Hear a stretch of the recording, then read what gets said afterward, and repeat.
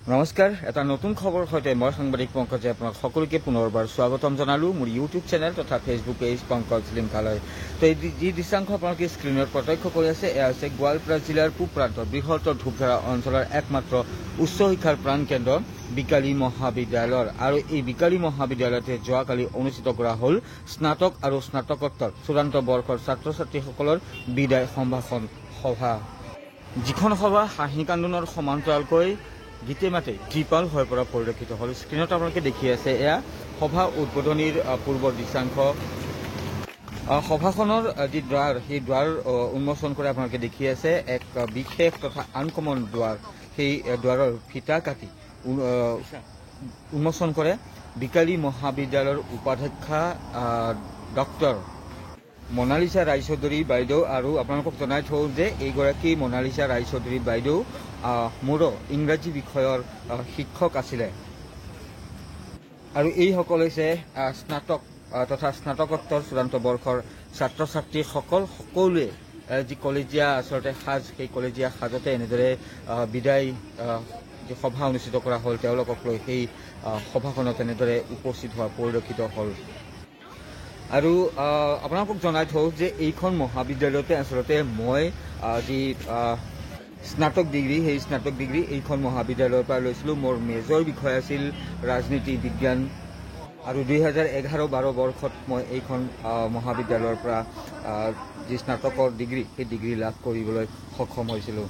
তো স্ক্ৰীণত আপোনালোকে দেখি আছে স্নাতক আৰু স্নাতকোত্তৰ শিক্ষাবৰ্ষৰ যিসকল ছাত্ৰ ছাত্ৰী আছিলে সেইসকল ছাত্ৰ ছাত্ৰীসকলক বিদায় জনোৱাৰ উদ্দেশ্যে এক বিশেষ যি বিদায় সম্ভাষণ সভা, সেই সভাখন আয়োজন কৰা হয়, য'ত মহাবিদ্যালয়খনৰ অধ্যক্ষ উপাধ্যক্ষৰ সমান্তৰালকৈ শিক্ষকবৃন্দ তথা বিদায়ী যিসকল ছাত্ৰ ছাত্ৰী আছিল তেওঁলোকে উপস্থিত থাকে। আৰু এই যিখন বিদায় সম্ভাষণ ইতিমধ্যে আপোনালোকে দেখিলে যে সভাখনৰ যি দুৱাৰ, সেই দুৱাৰ উন্মোচন কৰে মহাবিদ্যালয়খনৰ উপাধ্যক্ষা ডক্টৰ মনালিছা ৰায়চৌধুৰী বাইদেৱে। আৰু তাৰপিছত কাৰ্যসূচীৰ শুভাৰম্ভ কৰে বন্তি প্ৰজ্বলনেৰে মহাবিদ্যালয়খনৰ অধ্যক্ষ ডক্টৰ মনোজ গগৈ ছাৰে। আৰু তাৰপিছতে সমবেত সংগীতেৰে আৰম্ভ হয় কাৰ্যসূচী।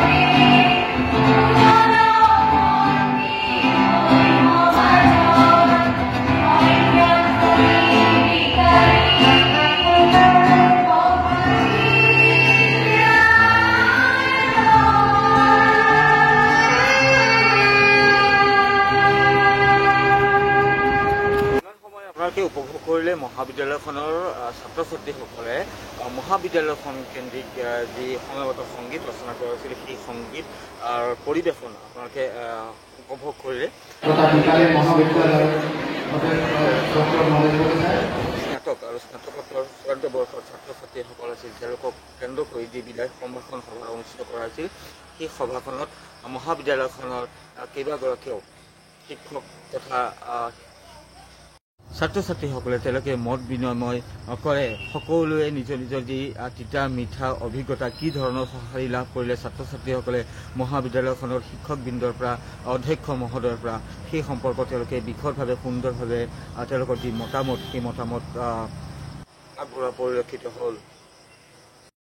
আৰু এই সভাখনতে বিদায়ী যিসকল ছাত্ৰ ছাত্ৰী আছিলে তেওঁলোকক একোখনকৈ চাৰ্টিফিকেট প্ৰদান কৰা হয় আৰু মহাবিদ্যালয়ৰ তৰফৰ পৰা তেওঁলোকক এই ধৰণে চাৰ্টিফিকেট প্ৰদান কৰা হৈছে। আৰু ইয়াৰ লগে লগে মহাবিদ্যালয়খনৰ যি NCC গোট আছে, সেই NCC গোটক NCCৰ যি সৰ্বোচ্চ চাৰ্টিফিকেট, সেই চাৰ্টিফিকেট সেই চাৰ্টিফিকেট প্ৰদান কৰা হৈছে। তো এই সম্পৰ্কত মহাবিদ্যালয়খনৰ আমাৰ শ্ৰদ্ধাৰ অধ্যক্ষ মহোদয় ডক্টৰ মনোজ গগৈ ছাৰৰ যি মন্তব্য, সেই মন্তব্য আছে, সেই মন্তব্য আপোনালোকক শুনাম। কিন্তু তাৰ পূৰ্বে এই দৃশ্যাংশসমূহ আপোনালোকক দেখুৱাই লৈছোঁ।